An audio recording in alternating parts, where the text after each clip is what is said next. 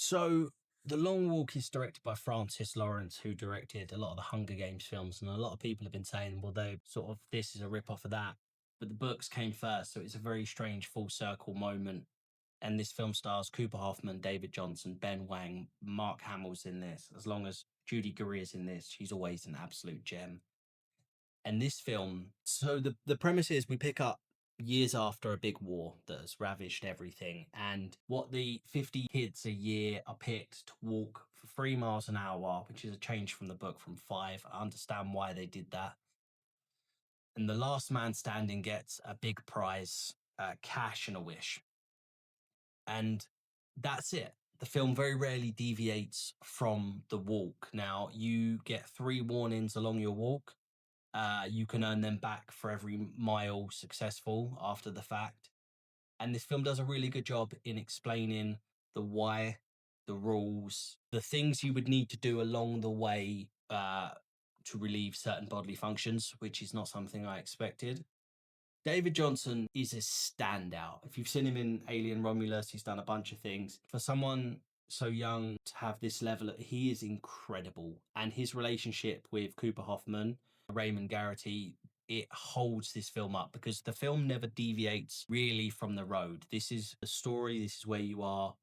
They've got no reason to go elsewhere. And I really, really appreciate that.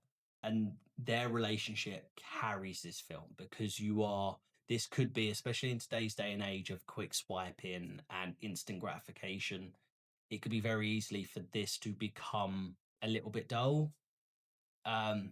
Sorry, just a little quick midway thought. I had to film this twice because I'm still getting used to OBS, and sometimes it records dual audio through the camera as well. Mark Hamill is amazing in this film, but he does kind of at certain points feel like a video game boss that's beat you, just periodically showing up just to rub it in your face a little bit. And not to take anything away from his performance. His performance is incredible.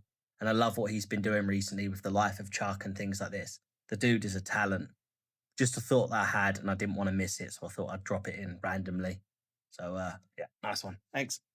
And now it is good and bad because you never deviate. So you are tied to this story. You're tied to these characters. They're bonding. But the problem with that is sometimes that you don't get enough time for each scene. And I would like to have had a little. I felt like this film could have been so much longer. And I know that's probably just me.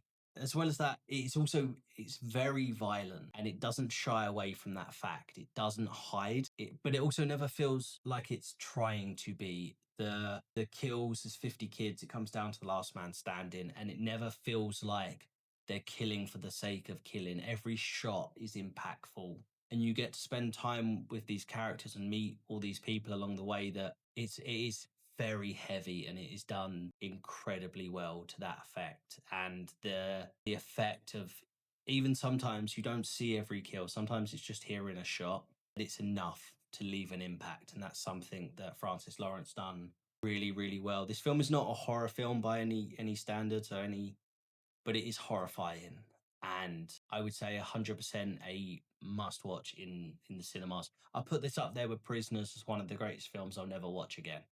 It's not a bad thing. I think that just the subject matter being as heavy as it is, and I also feel like it does just kind of end.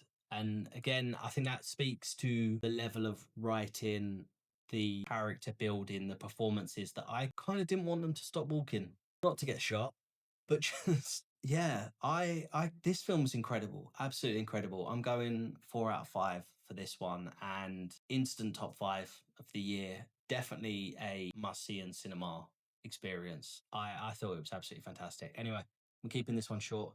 Thank you so much for watching. I really appreciate it, and I can't wait to chat with you in the next one. So until then, bye.